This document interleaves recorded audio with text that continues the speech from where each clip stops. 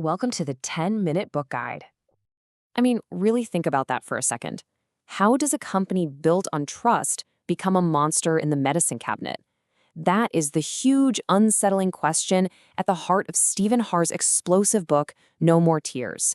And it's a question that's going to challenge everything you think you know about the brands you let into your home, the ones you trust with your family's lives.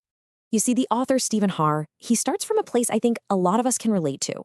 He grew up seeing Johnson & Johnson as this ideal. The quote really says it all. Mother, medicine, and money, all rolled into one. He literally lived in the shadow of their headquarters. He thought they were the absolute gold standard. So this book, it's really the story of his journey from that deep-seated belief to, well, to a state of complete and utter shock, as he uncovered a much, much darker reality. All right, so here's how we're going to break this down. First, we'll tackle the myth of Johnson & Johnson. Then we'll get into this idea of a tale of two companies. After that, we're diving deep into the 3 pillars of deceit. We'll talk about why this whole thing matters so much, and we'll wrap up with the company's, well, its legacy of lies. So let's start with the myth. The book makes this brilliant point. Johnson & Johnson's greatest product was never Band-Aids or baby powder. It was trust. And that trust created this sort of protective halo around them, right? It was like this invisible shield of goodwill that let them get away with a lot for a very, very long time. And this slide, wow, it just lays it all out. It's the whole story in a nutshell. On the left, you've got the image they sold us, the compassionate baby company, the heroes of the Tylenol crisis, guided by their famous credo. But then you look at the right, and that's the hidden reality the book uncovers. We're talking prioritizing profit over safety, decades of lawsuits, deceiving the public, and get this, being a key architect of the opioid epidemic. The massive gap between these two columns, that's where this entire shocking story lives. Okay, so this brings us to the book's central argument, and it's a big one. This isn't just about a good company that, messed up a few times. No. Harrah's point is that J&J was basically 2 companies in one. There was the public-facing one that sold us trust, and then there was the one behind the curtain, the one that took that trust and just exploited it, ruthlessly. And here's how he proves it.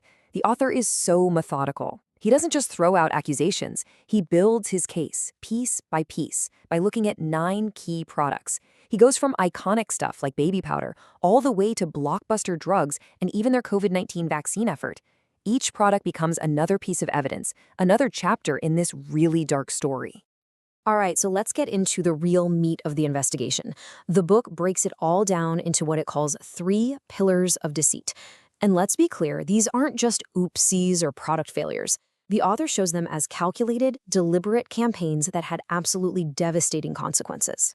And pillar number 1 starts with the product you'd least expect, Johnson's baby powder. I mean, what's more innocent than that, right?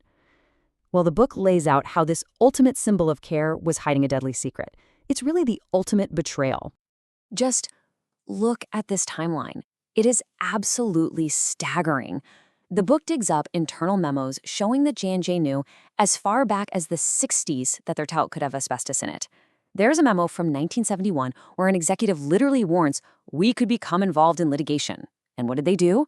For the next 50 years, they allegedly buried it. They pressured scientists to shut up, and they kept marketing it for babies. For babies, all while knowing the risks. And this is what it's all about. This is the human cost. The author is smart. He doesn't just throw documents at you. He makes you listen to the victims. People like Darlene Roberts. Her quote, they said, we can try another chemo that will slow your death process down. That just cuts right through all the corporate BS, doesn't it? It makes you realize this isn't just about numbers and lawsuits. It's about real people, real tragedy. Okay, let's move on to pillar number 2. We're going from the baby aisle to the pharmacy counter now. And this one is about the drug Risperdal. The book shows how J&J went after the absolute most vulnerable people you can imagine, kids and the elderly, with this incredibly powerful antipsychotic. The stuff the book uncovers here is just, wow. They were pushing this drug on kids, off-label, knowing it could cause boys to literally grow breasts. For elderly patients with dementia, the FDA specifically said no, this causes an excess number of deaths. And J&J's response? They just pushed it on them anyway. The claim that it was safer for diabetes? A flat-out lie, according to the FDA's own warning letter. It's just one thing after another. So you have to ask why. Why take these insane risks? Well, here's your answer. $4.2 billion in annual sales. The book makes a chilling point. When you're making that kind of money, a massive fine, even a record-breaking one, isn't a deterrent. It's just the cost of doing business. You just factor it into the budget. And now for the third pillar. And honestly, this might be the most shocking part of the whole book. We all know the Sackler family, Purdue Pharma, they're the villains of the opioid crisis, right? Well, this book argues that Johnson & Johnson was actually a much bigger player. Maybe the biggest player. See, J&J wasn't just in the game, they practically built the stadium. The book shows how they were involved at every single step. First, they developed this super poppy, basically cornering the market on the raw stuff. Then they became the #1 supplier, selling the key ingredients to everyone, including Purdue Pharma. And at the exact same time, they were pushing their own deadly fentanyl patch while fighting against safety rules. They were making money coming and going from this crisis. So, okay, this story is about more than just J&J, and this is where the book gets really profound. The author uses Johnson & Johnson as a case study to make a much bigger point, a really disturbing point about the entire American healthcare system. I mean, you have to wonder, how does this even happen? How do smart people at a huge company make these terrible decisions for decades? The book introduces this fascinating and frankly terrifying idea called normalization of deviance. It was first used to explain the Challenger space shuttle disaster. The idea is that you get so used to cutting corners or doing something wrong that it just stops feeling wrong. It becomes normal. The book uses this to explain the psychology inside J&J. It's not an excuse, but it helps you understand how something that looks totally insane from the outside can feel like just another Tuesday on the inside.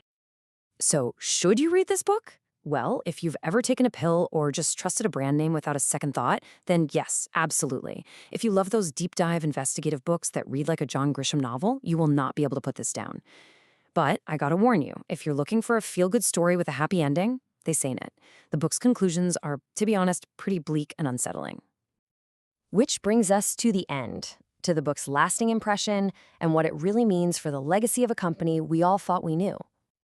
In the end, the author's final verdict is just devastating. He says that Johnson & Johnson's story isn't the story of one bad apple. No, he calls it a quintessentially American story. He argues this is what happens in a system that puts profits before people, a system where a good story, a good myth, can hide a terrible, terrible truth. And so the book leaves you with this one final lingering question, a question you can't really shake. After all this, after seeing what goes on behind the curtain, can you ever truly trust the name on the box again? Not just their name, any name. Your weekly shortcut to deciding what to read next.